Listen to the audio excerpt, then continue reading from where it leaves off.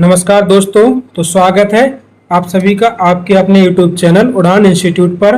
आज के इस क्लास में राजनीति के अति महत्वपूर्ण प्रश्नों का अध्ययन करेंगे जो आपके सीटेट, एमपीटेट और अन्य राज्यों के टेट के लिए रामबाण साबित होंगे। तो बिना समय गवाए क्लास को स्टार्ट करते हैं, लेकिन उससे पहले चैनल को सब्सक्राइब जरूर कर लें ताकि आने वाली सभी वीडियो की लिंक आप तक पहुंच सके और अपने दोस्तों को इस क्लास की लिंक अवश्य शेयर कर दें ताकि उनको भी इस क्लास का लाभ मिल सके। तो चलिए दोस्तों क्लास को शुरू करते हैं। तो पहला प्रश्न है हमारा, भारत को संविधान में किस रूप में वर्णित किया गया है? तो इसके पहला ऑप्शन है राजतंत्र, संघीय गणराज्य, धार्मिक राज्य, सैन्य राज्य। इसका सही आंसर क्या होगा? तो इसका सही आंसर हो जाएगा ऑप्शन बी। अगले प्रश्न की ओर बढ़ते हैं। भारतीय संविधान की प्रस्तावना में भारत को किस प्रकार का गणराज्य कहा गया है? ऑप्शन ए लोकतांत्रिक, ऑप्शन बी समाजवादी पंथ निरपेक्ष लोकतांत्रिक गणराज्य, ऑप्शन सी साम्यवादी, ऑप्शन डी राजतंत्रीय। इसका सही आंसर क्या होगा? तो इसका सही आंसर हो जाएगा ऑप्शन बी। अगले प्रश्न की ओर बढ़ते हैं। अगला प्रश्न है, भारत में मतदान की न्यूनतम आयु कितनी है? ऑप्शन ए 16 वर्ष, 18 वर्ष, 21 वर्ष एवं 25 वर्ष। इसका आंसर क्या होगा? तो इसका सही आंसर हो जाएगा ऑप्शन बी अर्थात 18 वर्ष मतदान की आयु। अगला प्रश्न,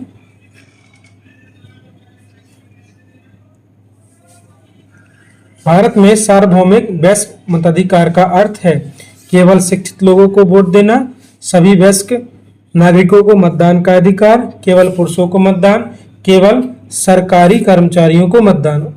इसका आंसर क्या होगा? तो इसका सही आंसर हो जाएगा सभी वयस्क नागरिकों को मतदान का अधिकार। अगला प्रश्न, भारत में चुनाव कराने की जिम्मेदारी किस संस्था की है? ऑप्शन ए संसद, ऑप्शन बी निर्वाचन आयोग, ऑप्शन सी सर्वोच्च न्यायालय या फिर ऑप्शन डी राष्ट्रपति।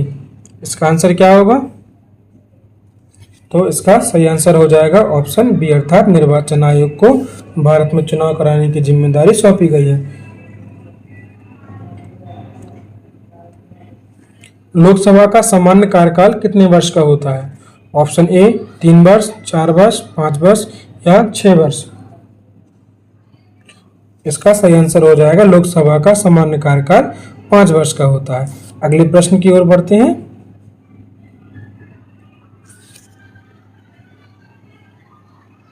अगला प्रश्न है, राज्यसभा को क्या कहा जाता है? उच्च सदन, निम्न सदन, जन सदन या ग्राम सदन? तो राज्यसभा को उच्च सदन अर्थात अपर हाउस के नाम से भी जाना जाता है। अगले प्रश्न की ओर बढ़ते हैं। भारत का सर्वोच्च न्यायालय कहाँ स्थित है? भारत का सर्वोच्च न्यायालय कहाँ स्थित है? Option A Mumbai, option B Delhi, option C Kolkata या फिर ऑप्शन डी चेन्नई। इसका सही आंसर क्या होगा? इसका सही आंसर हो जाएगा भारत का सर्वोच्च न्यायालय नई दिल्ली में स्थापित है। अगले प्रश्न की ओर बढ़ते हैं। मौलिक अधिकारों का मुख्य उद्देश्य क्या है? ऑप्शन ए सरकार की शक्ति बढ़ाना, ऑप्शन बी नागरिकों की स्वतंत्रता और अधिकारों की रक्षा करना, ऑप्शन सी कर बढ़ाना, ऑप्शन डी चुनाव रोकना। इसका सही आंसर क्या होगा? तो इसका सही आंसर हो जाएगा नागरिकों की स्वतंत्रता और अधिकारों की रक्षा करना। अगले प्रश्न की ओर बढ़ते हैं। समानता का अधिकार किससे संबंधित है? ऑप्शन ए सभी नागरिकों के समान कानूनी अधिकार, केवल आर्थिक समानता का अधिकार, केवल राजनीतिक समानता का अधिकार या केवल शिक्षा का अधिकार। तो इसका सही आंसर क्या होगा? तो इसका सही आंसर हो जाएगा दोस्तों सभी नागरिकों के समान कानूनी अधिकार। अगले प्रश्न की ओर बढ़ते हैं। तो अगला प्रश्न है, भारत में कानून बनाने वाली सर्वोच्च संस्था कौन सी है? ऑप्शन ए संसद, पुलिस, निर्वाचन आयोग, न्यायपालिका। अगला इसका सही आंसर क्या होगा? तो इसका सही आंसर हो जाएगा दोस्तों, भारत में कानून बनाने वाली सर्वोच्च संस्था संसद को कहा जाता है। अगले प्रश्न की ओर बढ़ते हैं। भारतीय संसद के दो सदन कौन कौन से हैं? ऑप्शन ए है लोकसभा एवं विधानसभा, लोकसभा और राज्यसभा, राज्यसभा और विधान परिषद, विधानसभा और विधान परिषद। इसका सही आंसर क्या होगा दोस्तों? तो इसका सही आंसर हो जाएगा लोकसभा एवं राज्यसभा। अगला प्रश्न क्या है? अगले प्रश्न की ओर बढ़ते हैं। भारत का राष्ट्रपति किसका संवैधानिक प्रमुख है? ऑप्शन ए राज्य का, ऑप्शन बी संघ का, ऑप्शन सी न्यायपालिका का या फिर ऑप्शन डी निर्वाचन आयोग का। इसका आंसर क्या होगा दोस्तों? तो इसका सही आंसर हो जाएगा भारत का राष्ट्रपति संघ का संवैधानिक प्रमुख होता है। अगला प्रश्न, भारत में वास्तविक कार्यपालिका का प्रमुख कौन होता है? भारत में वास्तविक कार्यपालिका प्रमुख कौन होता है? ऑप्शन ए है राष्ट्रपति, ऑप्शन बी प्रधानमंत्री, ऑप्शन सी राज्यपाल या फिर ऑप्शन डी मुख्य न्यायाधीश। इसका सही आंसर होगा भारत में वास्तविक कार्यपालिका का प्रमुख प्रधानमंत्री को माना जाता है। अगला प्रश्न, प्रधानमंत्री की नियुक्ति कौन करता है? लोकसभा का अध्यक्ष, राष्ट्रपति, मुख्य न्यायाधीश या फिर ऑप्शन डी राज्यसभा।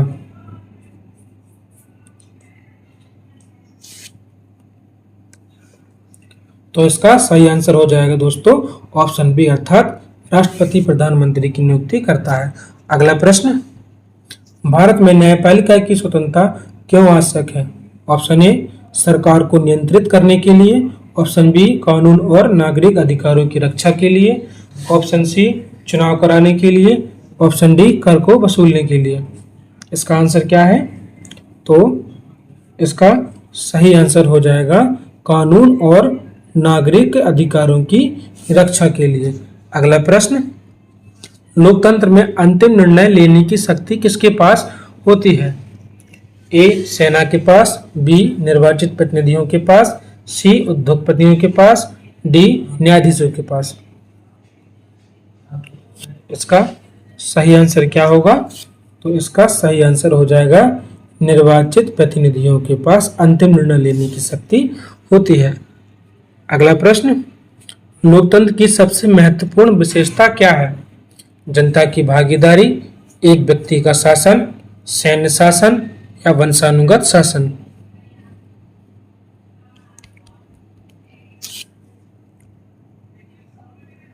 तो इसका सही आंसर हो जाएगा जनता की भागीदारी। अगले प्रश्न की ओर बढ़ते हैं। अगला प्रश्न है, राजनीतिक दल का मुख्य उद्देश्य क्या होता है? ऑप्शन ए केवल सामाजिक सेवा, ऑप्शन बी चुनाव लड़कर सत्ता प्राप्त करना और नीतियां लागू करना, ऑप्शन सी न्यायालय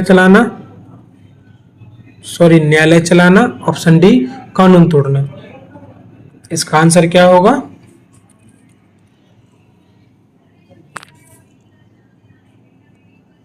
तो इसका सही आंसर हो जाएगा चुनाव लड़कर सत्ता प्राप्त करना और नीतियों को लागू करना। अगले प्रश्न की ओर आगे बढ़ते हैं। भारत में बहुदलीय व्यवस्था का क्या अर्थ है?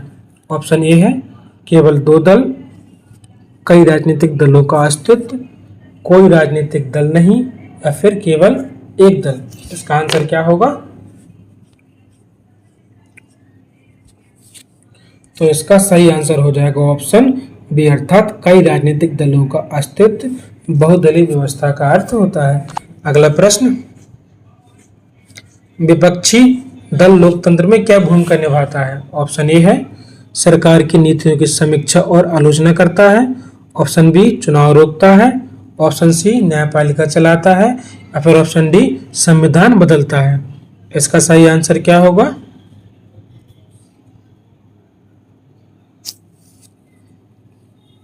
सरकार की नीतियों की समीक्षा और आलोचना करता है। अगले प्रश्न की ओर बढ़ते हैं। धर्मनिरपेक्षता का अर्थ क्या है? ऑप्शन ए राज्य का किसी एक धर्म को विशेष दर्जा देना, ऑप्शन बी सभी धर्मों के प्रति समान व्यवहार करना, धर्म पर प्रतिबंध लगाना, केवल बहुसंख्यक धर्म को मान्यता प्रदान करना। इसका आंसर क्या होगा? तो इसका सही आंसर हो जाएगा ऑप्शन बी, अर्थात सभी धर्मों के प्रति समान व्यवहार रखना। अगला प्रश्न, भारत में नागरिकों को धार्मिक स्वतंत्रता किससे प्राप्त होती है? ऑप्शन ए मौलिक अधिकारों से, ऑप्शन बी चुनाव आयोग से, ऑप्शन सी संसद से, या फिर ऑप्शन डी पुलिस से। इसका आंसर क्या होगा?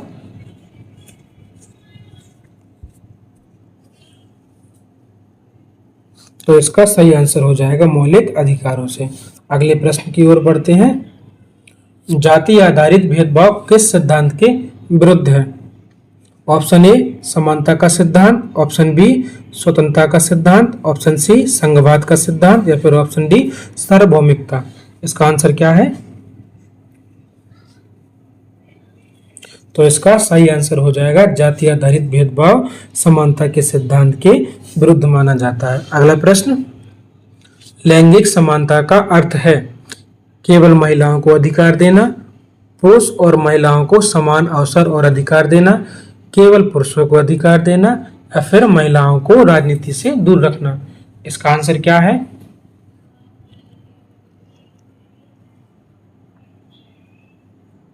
तो इसका सही आंसर हो जाएगा दोस्तों पुरुष और महिलाओं को समान अवसर एवं अधिकार प्रदान करना।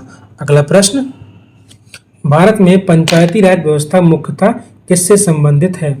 ऑप्शन ए स्थानीय स्वशासन, ऑप्शन बी केंद्र सरकार, ऑप्शन सी सर्वोच्च न्यायालय, या फिर ऑप्शन डी विदेश नीति। तो इसका सही आंसर हो जाएगा स्थानीय स्वशासन। अगले प्रश्न की ओर बढ़ते हैं। ग्राम पंचायत का निर्वाचित प्रमुख समानता क्या कहलाता है? ऑप्शन ए है सरपंच, ऑप्शन बी राज्यपाल, ऑप्शन सी सांसद, या फिर ऑप्शन डी जिलाधिकारी।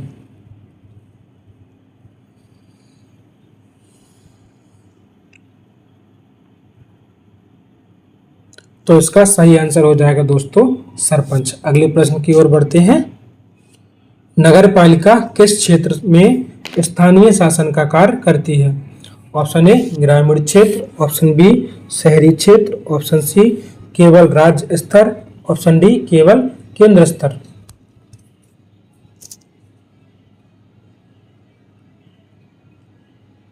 तो इसका सही आंसर हो जाएगा नगर पालिका शहरी क्षेत्र में स्थानीय शासन का कार्य करती है। अगला प्रश्न, संघवाद का मुख्य आधार क्या है?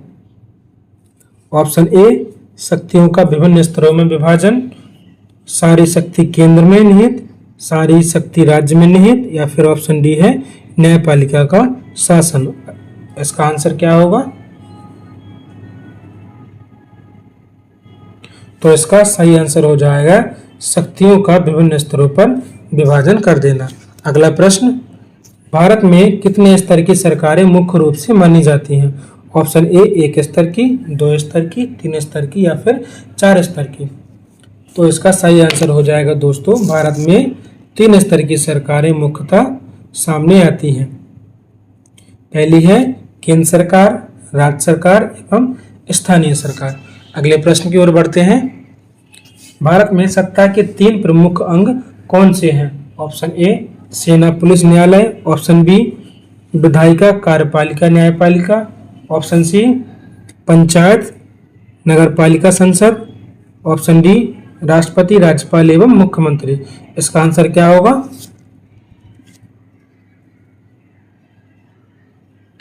तो इसका सही आंसर हो जाएगा दोस्तों ऑप्शन बी, अर्थात विधायिका कार्यपालिका एवं न्यायपालिका। अगले प्रश्न की ओर बढ़ते हैं। विधायिका का प्रमुख कार्य क्या होता है? ऑप्शन ए कानून बनाना, ऑप्शन बी कानून लागू करना, ऑप्शन सी न्याय देना, या फिर ऑप्शन डी चुनाव कराना। इसका सही आंसर क्या होगा?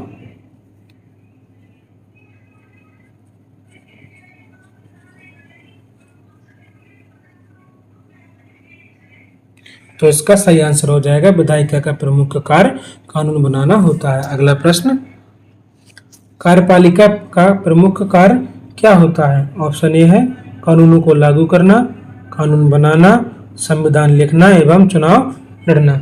इसका आंसर क्या होगा दोस्तों?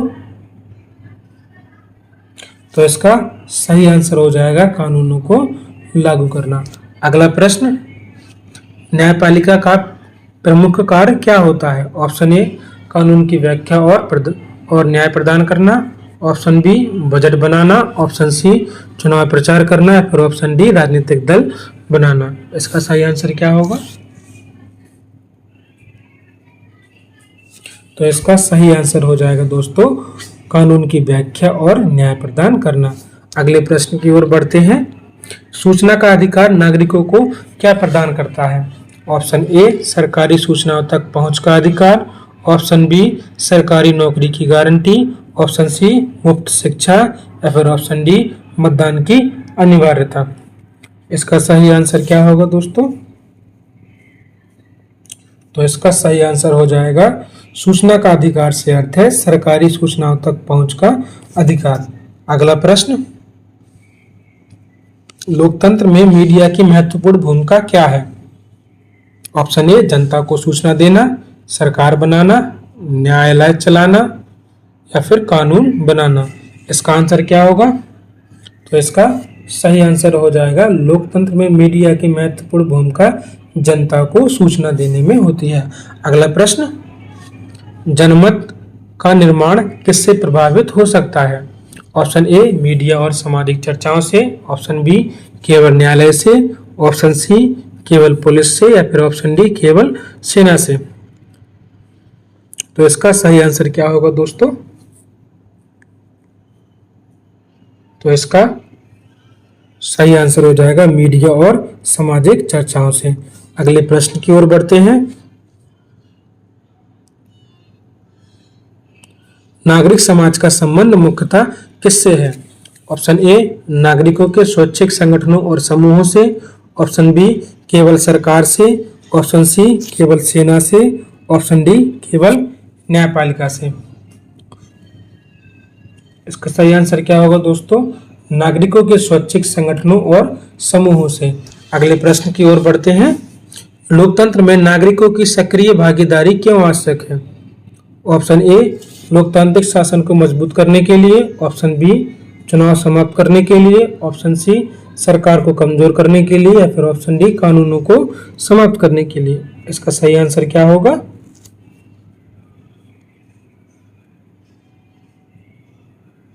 तो इसका सही आंसर हो जाएगा लोकतांत्रिक शासन को मजबूत करने के लिए। अगला प्रश्न, भारतीय संविधान कब लागू हुआ? ऑप्शन ए 15 अगस्त 1947, ऑप्शन बी 26 जनवरी 1950, ऑप्शन सी 26 नवंबर 1949, ऑप्शन डी 2 अक्टूबर 1950। इसका सही आंसर क्या होगा दोस्तों?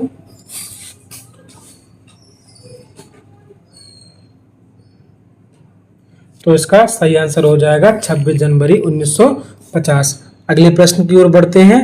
भारतीय संविधान को संविधान सभा ने कब अपनाया? ऑप्शन ए 15 अगस्त 1947, ऑप्शन बी 26 नवंबर 1949, ऑप्शन सी 26 जनवरी 1950, या फिर ऑप्शन डी 9 दिसंबर 1946। इसका सही आंसर क्या है? तो इसका सही आंसर है 26 जनवरी 1949। अगले प्रश्न की ओर बढ़ते हैं। संविधान सभा के अध्यक्ष कौन थे? Option A doctor Rajendra Prasad, option B doctor BR Ambedkar, option C Jawaharlal Nehru, option D Sardar Patel. इसका सही आंसर क्या होगा? तो इसका सही आंसर हो जाएगा संविधान सभा के अध्यक्ष डॉक्टर राजेंद्र प्रसाद को बनाया गया था। संविधान की प्रारूप समिति के अध्यक्ष कौन थे? ऑप्शन ए है doctor Rajendra Prasad, option B doctor BR Ambedkar, option C Mahatma Gandhi, option D Jawaharlal Nehru. इसका सही आंसर क्या होगा? तो इसका सही आंसर हो जाएगा संविधान की प्रारूप समिति का अध्यक्ष डॉक्टर बी.आर. अम्बेडकर जी को बनाया गया था। अगले प्रश्न की ओर बढ़ते हैं। लोकतंत्र में चुनाव क्यों कराए जाते हैं? ऑप्शन ए है प्रतिनिधियों को चुनने के लिए, ऑप्शन बी न्यायाधीश चुनने के लिए, ऑप्शन सी संविधान समाप्त करने के लिए, या फिर ऑप्शन डी सरकार को स्थायी बनाने के लिए। इसका सही आंसर क्या होगा? तो इसका सही आंसर हो जाएगा प्रतिनिधियों को चुनने के लिए। अगले प्रश्न की ओर बढ़ते हैं। अगला प्रश्न है गुप्त मतदान का उद्देश्य क्या है? ऑप्शन ए मतदाता की पसंद को गोपनीय रखना, ऑप्शन बी चुनाव रोकना, ऑप्शन सी उम्मीदवारों को छिपाना, या ऑप्शन डी वोटों की संख्या कम करना। तो इसका सही आंसर क्या होगा? तो इसका सही आंसर हो जाएगा दोस्तों मतदान की पसंद को गोपनीय रखना। अगले प्रश्न की ओर बढ़ते हैं। आरक्षण का प्रमुख उद्देश्य क्या है? ऑप्शन ए सामाजिक रूप से वंचित समूहों को प्रतिनिधित्व और अवसर देना, ऑप्शन बी चुनाव समाप्त करना, ऑप्शन सी केवल अमीरों को अवसर देना, या फिर ऑप्शन डी सरकारी खर्च बढ़ाना। तो इसका सही आंसर हो जाएगा दोस्तों सामाजिक रूप से वंचित समूहों को प्रतिनिधित्व और अवसर प्रदान करना। अगला प्रश्न लोकतंत्र में असहमति का क्या महत्व है?